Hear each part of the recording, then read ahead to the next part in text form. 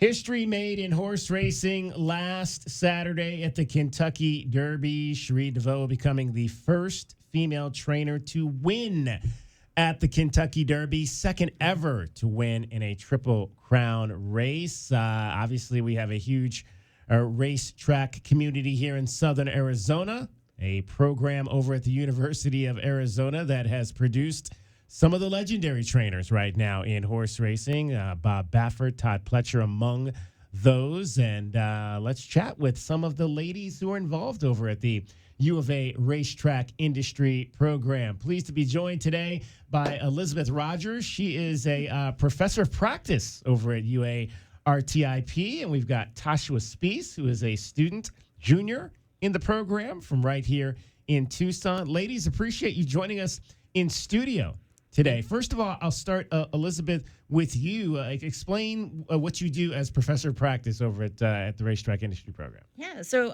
my job is to take people that have an interest in horse racing and help them learn about the industry and learn about all the opportunities there are to work in the industry. A lot of people think, if you can't be a trainer, if you can't be a jockey, there's no opportunities to work in that industry. But in reality, there are so many different things that you can do in the industry. So my job is to teach the students about the industry, help them network, gain experience, learn about all the different opportunities. You are a graduate, obviously, of the Racetrack Industry Program. You have worked outside of it or involved in it before coming back to the University of Arizona. What made you want to come back and give back? I always loved the training side of things. So initially when I left the program after graduating, I worked in the racing office, and pretty early on I was pegged as, hey, you're going to train all the new people coming in. And I absolutely loved it. I loved getting new people in that didn't know a lot about the sport and introducing it to them and helping them learn more and grow and figure out what they liked, what their strengths were, where they could improve.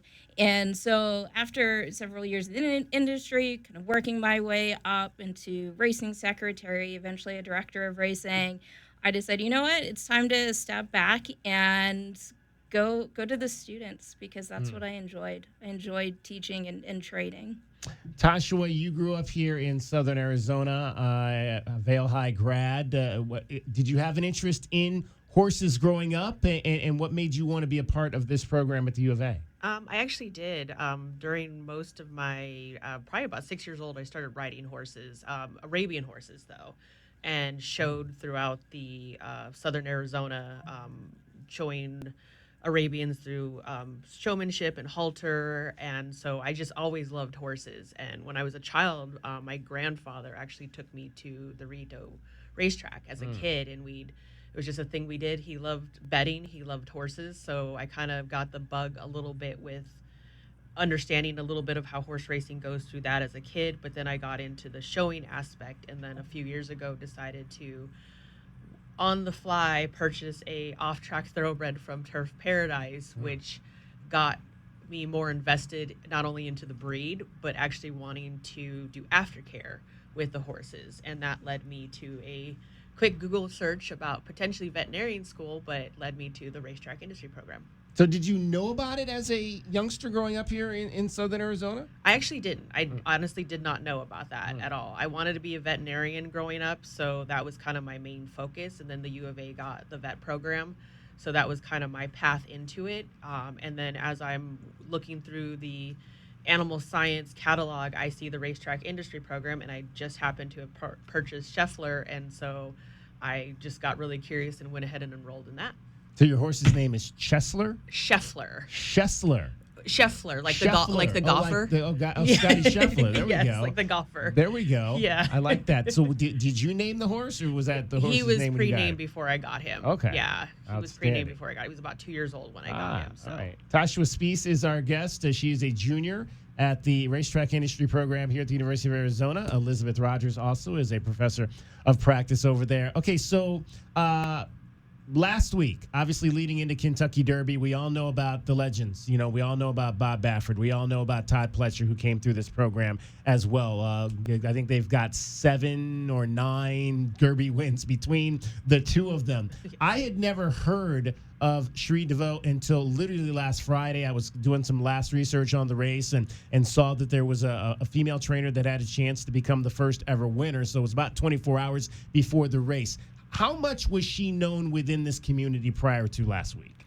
I'd say she was known decently well in the Mid-Atlantic region. So one of my first jobs out of college was working at Charlestown Racetrack in West Virginia. And I remember working on the stake races there, and we would go through and figure out, okay, which horses would be good for this stakes race, who should we call? And I do remember having a couple phone calls with Cherie, talking to her about some of her horses and asking her, hey, would you be interested in our stakes race? I don't remember if I ever convinced her to run a horse, but I do know after I left, they did convince her to eventually send a horse, and that horse actually won one of the graded stakes races at Charlestown. Now, how about you? Did you know Tashua about Cherie? Yes, actually I did. I'm a committee member for the Horse Racing Women's Association. Okay. So I've worked with a lot of amazing women within the horse racing world, it's like from owners to former jockeys to current jockeys to trainers and everything. So I've been really lucky to have that opportunity, thanks to RTIP, to connect with other women within the industry. Mm-hmm. We're chatting with Elizabeth Rogers, professor over at Racetrack Industry Program. Tashua Spiess is a student. Okay, so where did y'all watch the race last Saturday? I'm sure you watched it live. I didn't get a chance to watch it live because I was at the U of A men's tennis meet, which was happening right at the same time. But where did you watch it live, and what was your reaction as you were watching it? I'll start with you, Tashua. I was actually at work, so I had it streaming on my TV through, I think, Peacock or something like that, and I had just finished a client right when they were doing the walk, and I finished her as quick as I could and got her out the door because I needed to watch this. And I was on the edge of my seat. I mean, this was probably in my opinion, one of the best Kentucky Derbies that I've personally watched. I just, we knew Renegade was a Pletcher horse, and he was going to be good coming out of that first position. Yeah. That was going to be tough, but I knew the type of trainer Pletcher is, the type of horse that was, and so I knew he was going to finish at least in the top second or third. The rest of it was just crazy, from Great White flipping and having to be scratched last minute. I was rooting for the Puma being scratched.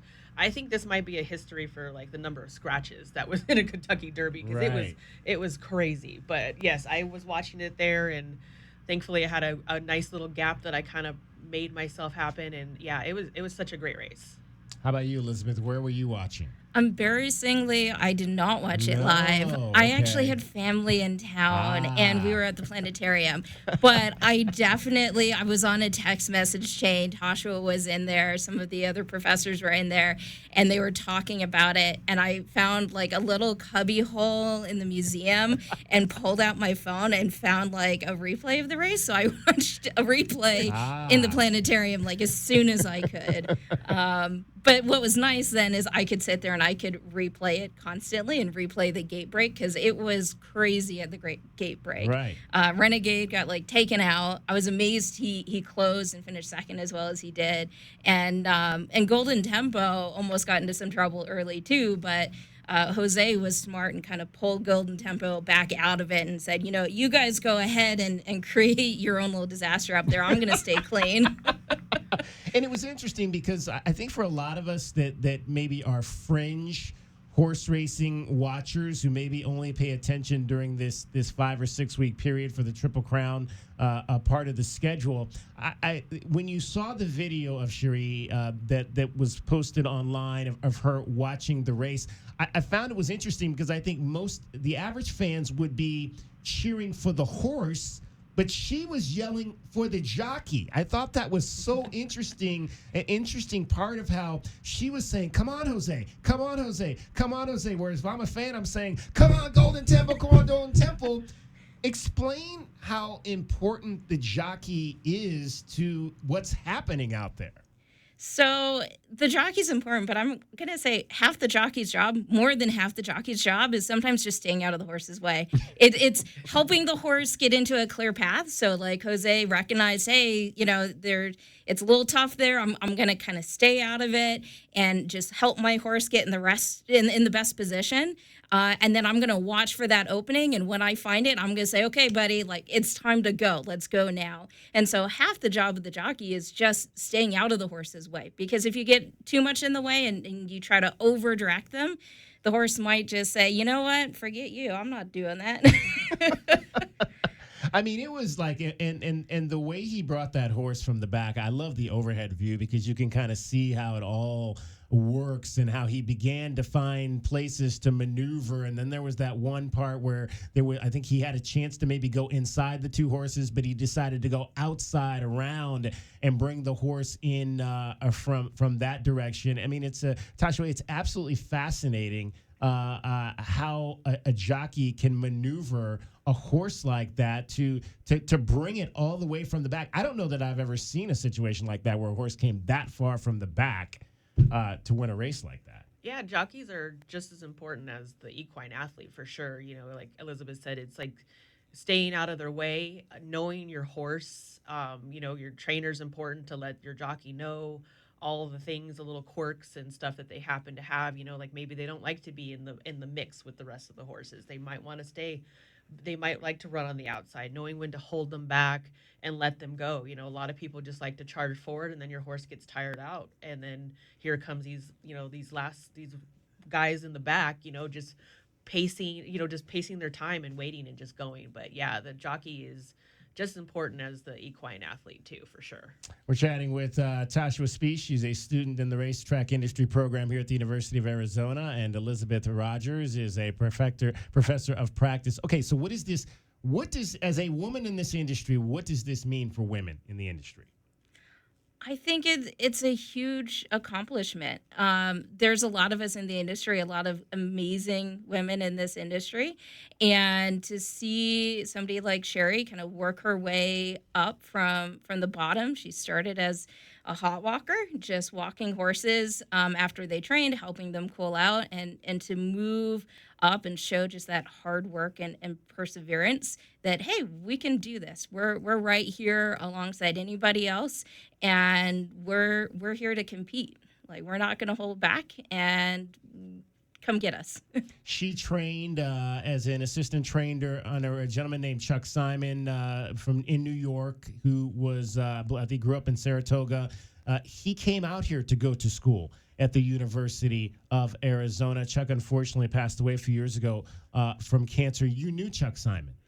Yeah, I'd had a few interactions with him early on in my career, and he was always so supportive. I remember one of my first recruiting trips for stake races, I went to Gulfstream Park, and I had a friend that said, hey, go find Chuck. It doesn't matter if he's got a horse for your stake. Go find him, go talk to him, get to know him. And so I did. And he was absolutely incredible. He invited me into his office. We talked for almost an hour before Chuck was like, you need to go start working on finding stake horses. Stop talking to me. And he was such an awesome supporter because even from afar, when I moved into the racing secretary position, which there are very few women racing secretaries out there, I can think of 3 off the top of my head currently in the industry, and there's several racetracks, far more than that out there. And he was so supportive. I remember him sending me a message about it and us talking about the racing secretary position. At one point, he even invited me to jump on his podcast. He had a podcast called Going in Circles. You can still find it out there. Very interesting. And he was so incredibly supportive. Every time news came up, Elizabeth is moving up into a director of racing position, he was right there sending me a message. So incredibly supportive. And it was a huge loss for the industry because he was such a mentor and supported so many people. I mean, it's amazing just the number of people throughout the racing industry that are affiliated with the program here at the University of Arizona. Tashua, I know you said at the top that you really want to get into the care of the the horses and whatnot. So is training not something that you're interested in? No. No. I want to definitely my first thought coming into the program was I want to do aftercare since I got my horse off the track. They're young. They're such a versatile breed, so they can do almost anything from jumping to just being a trail horse. So I definitely want to focus a lot of my time on helping to take these horses off the track, get them, retrain them, and then send them on their way. And for those that can't do anything, just be a pasture pet. But I'm also, after going through the program, I've learned a lot about like the safety and integration within the sport. And I'm really looking at being potentially a steward, which is our referee of the sports. But I mean, our tip gives you so many opportunities. I think my first year and probably the beginning of this year, I kept my professor, Robert Hartman, I would change my mind almost every day. We'd have a speaker that comes in and I'm like, oh, now I want to do this. Oh, now I want to do this. Oh, now I want to do this. But I've kind of settled on aftercare is definitely the end goal. I really love the safety and the rules and kind of the legal side of racing. So the steward aspect is where I want to go. But also being a student worker for the program, I've learned a lot about social media and writing. So I think it's something I want to do on the side to allow me to be creative still is do social media. And I've been doing a lot of writing for America's Best Racing. I had another one published for Blood Horse Magazine. So, and then I do a lot of the write-ups for our speakers that come in or any field trip we take, and it's all over the RTIP social media. So it allows me to, it found me another hobby that I didn't think I would enjoy. So it's interesting you talk about the aftercare, and obviously that's after the horses stop racing, stop competing. But it came out this week that the Golden Temple is not going to run in the Preakness, and that sparked a lot of conversation about where we are in terms of the Triple Crown, the fact that these 3 races are run in a 5-week period. Is that good for the equine athletes to be running that many races of that magnitude in such a short period of time? Third time, I believe, now in 5 years that the winner of the Kentucky Derby is not going to run in the Preakness. Elizabeth, where do you stand on that? I mean, there's been a lot of debate about expanding the schedule, and I guess I'm old school. It's like, look, we went 40 plus years without a Triple Crown winner because it's hard. It's hard to do that. It's hard for horses to do that. You don't want to, I don't know that we want to take away the specter of that by lengthening the schedule to make it easier. So we have, let's have a Triple Crown winner every 2 or 3 years. It's like, I'm against the idea of shortening the schedule, but people in the industry, where do you come out on? So we have this conversation, I feel like, every year in the industry, and I've been all over the board, back and forth. I think at the end of the day, for me, I applaud Cherie. I applaud Mr. Mott last year. Both of them made the decisions based on their horse. They said, hey, I want to do what's in the best interest of my horse, and I'm going to listen to my horse and set them up for success. And I applaud them for it. And then I think that's where it comes to question of, are we asking too much to come back in 2 weeks? Should it be 3 weeks? But then you have the traditional perspective of the Triple Crown is supposed to be hard. Mm-hmm. It takes that special horse that has the mix of talent, of toughness, and of grit to pull it off. And so in some ways, I want to say leave it as is. But I do question if it's the best thing for the sport to keep it at the 2 weeks. I think if you'd stretch out to 3 weeks, I wouldn't be too mad. If they decide to stay at 2 weeks, I'd be fine with it. It's supposed to be an accomplishment. But as long as our trainers keep putting their horses first, I think that's all that matters. As somebody on the care side, Tashua, where do you come in on that? I definitely agree with that. I think it's important for the trainer to know the capabilities of their horse. Like coming back in 2 weeks, is that something that's going to be safe for them? It like Elizabeth said, the Triple Crown is supposed to be hard, and it's a huge accomplishment. But I really applaud them again, like Elizabeth does as well. Like that they're taking their horse first, and that's really important because, just because a Triple Crown is awesome, but just I don't know, you just won the Kentucky Derby, that's pretty awesome too. Right, exactly. Exactly, and I talked about this on my show earlier in this week, and I don't know. Again, this is the first time we've ever seen a female trainer, I think, in the limelight like we have with Cherie, and the public love she shows for her horses. I mean, I think every video or camera shot I've seen of her since the race is her, hugging that horse, kissing that horse. That's not something we're used to seeing because a lot of the trainers are usually men. I don't know that a lot of men are showing that type of affection to the horse. I mean, I thought that was a very interesting piece to see that intimate look in a female trainer and how she really cares for the animal that she's working with. We love our horses at the end of the day, and I don't want to put words in Tasha's mouth, but I feel like we're in it for the horse at the end of the day, and we love the horse. That's why we're here. That's what enables us to compete in this sport is the horse, and you can't argue against a woman's touch either. Right.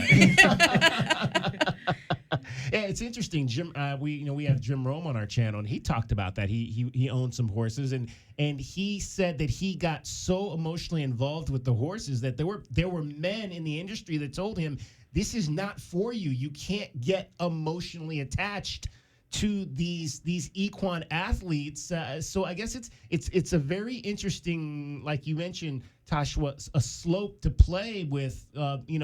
How you view this horse as something to be cared for, or are you viewing this horse as a money maker for your organization? And I think that's how do people in the business balance that? I think is a question too as well. I mean, I'm an animal lover, so the horses come first. Money comes and goes. So, I mean, if you think about it, this animal, not only are they like, they're an athlete, but they're cared for, and they're such compassionate.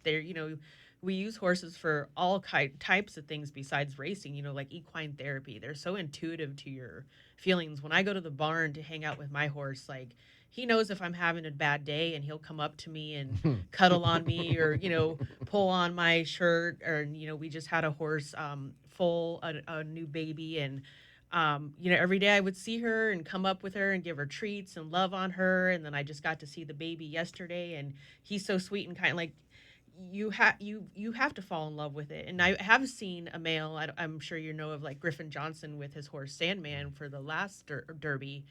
Like, he shows so much affection to his horse Sandman and to the other horses that he is partnered with too as well. So I think, you even saw her groom for Golden Tempo. Like, the groom was crying too. But yeah, you get attached to the horses.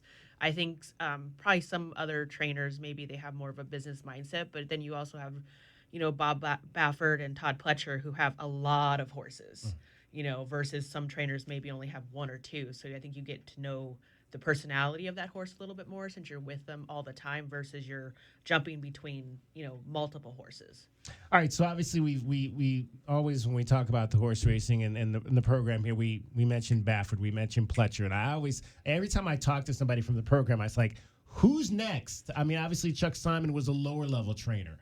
Maybe never got to that level that Pletcher and Baffert is at. Is there anybody now that's come out of the program in the last 10 years that might eventually get to that level, Elizabeth?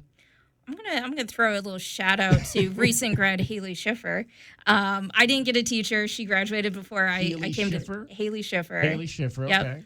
And I didn't get a teacher. She graduated before I got there, but I've had the opportunity to interact with her multiple times. And she loves her horses. She's horse first. She's working right now. I believe she's at a barn in Keeneland and working long hours, long days every day. She's putting in the grind, and I'm really hopeful and looking forward to see where she goes in the future. Now, you're from Washington State. Did you come down here specifically for the program, or did you navigate to it after you got here as a student?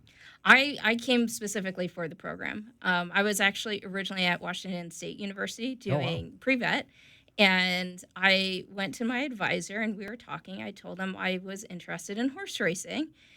And he looked at me. He was an alum of the University of Arizona, not the racetrack program, but he was an alum, and he knew about the program.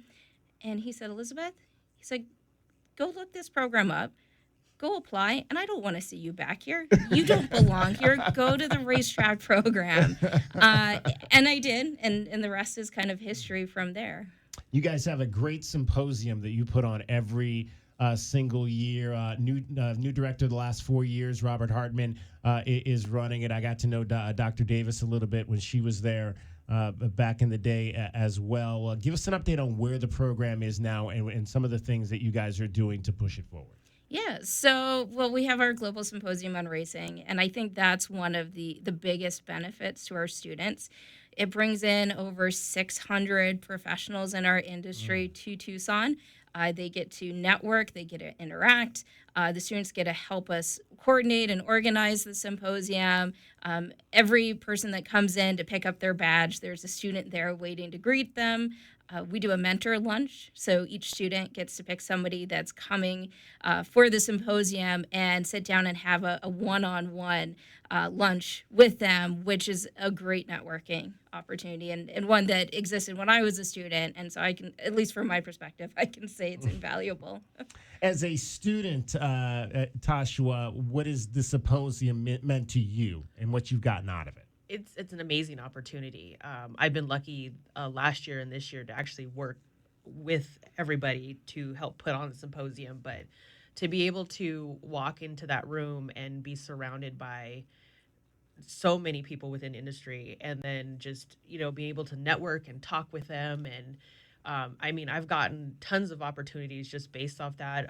Stephanie Hironis was part of our mentor program, and she not only has one of the best horses in the world with Flightline, but she also is part of the Horse Racing Women's Association. So that's how I got involved in that. And she offered me, come to our conference in Del Mar, come here, come there. So I also, last year, we did a panel on Race for the Crown, where we had Jason Worth there.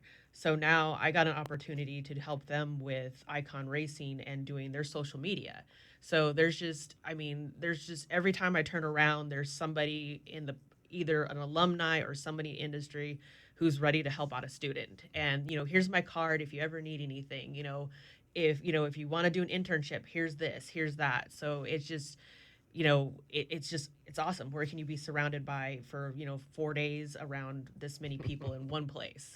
All right. One of my wife's friends lives in Louisville, and I keep saying her, we got to go to the Derby one day. Have either of you ever been to the Derby? No. I've always said I'll go when I have a horse. I did say this year that I am going to go next year for sure. I don't know how I'm going to get myself there, but I don't know. I'll be a hot walker if I have to. Now, what's a hot walker? We got to get the lingo. Not everybody knows the lingo. A hot walker, you're pretty much just in charge of walking that horse. Walking that horse. Just like around the grounds before it trains, whatever. Pretty much, yeah. You just keep an eye on this horse and you walk him, and then there's actually like an actual machine called a hot walker that you can hook them up to. But then, after they come off training, you have to walk them a little bit to cool them down and bathe them. A groom, kind of the same thing. Mucking stalls, feeding horses, getting them tacked and ready. Like if I have to do that, I will do that to get myself to the Derby. What's the favorite race or track you've ever been to, Elizabeth? I'd say probably my favorite, and one of the horses that was very influential when I was a student was Zenyatta. And I remember being at her Breeders' Cup Classic win at Santa Anita. Oh, wow. And it was special. You had this incredible filly that was taking on the boys and took down one of the biggest race of the year here in the U.S. for older horses, and she did it against the boys and came out on top. She was the queen Zenyatta. There you go. All right, so now you guys mentioned the big global symposium. How soon, how quickly do you think you can get Mrs. DeVaux down here to be a part of that? Have you started making those calls, Elizabeth? We were thinking about a female-related panel. Yes. So, no, this is perfect. We were talking about getting involved with Horse Racing Women's Association and trying to get kind of that female focused panel together. And this was before Derby. And so the fact that Cherie won, it would be amazing if she would want to come out. So this can be our little open invitation to Cherie. Hey, please come join us. We'd love to have you. There you go. Well, it was an exciting race, and just a great day at Churchill Downs to see that horse come all the way from the back to win and make history. We'll see what happens in about a month down up in New York at the Belmont Stakes. Ladies, appreciate you coming into studio and chatting horse racing with us today and sharing your thoughts on women in this industry and pushing this racetrack industry program forward here at the University of Arizona. It's obviously a great opportunity for young people who are growing up and want to get in to this fabulous industry. Elizabeth, Tashua, thank you for coming in. Thank you for having us. Thank you.